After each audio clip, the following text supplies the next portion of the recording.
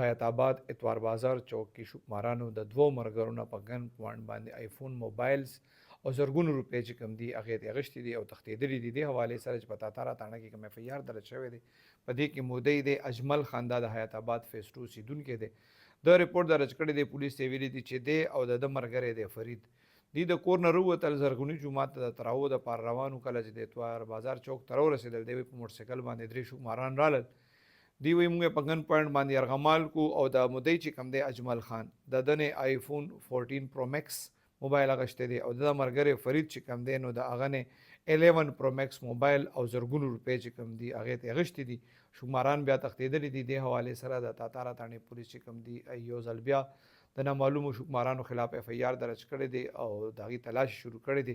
ما تاسو سره پرون هم یو ویډیو شیر کړی وه چې حسن نومې کس او د هغه بل ملګری و درې واړه تراو ته روان وم د تاتاره تاڼې په حدود کې همدغسې شکماران وایي چې په موټرسایکل باندې درې کسان رالل او د هغې نه یې موبایلونه او زرګونو روپۍ اخیستې وې.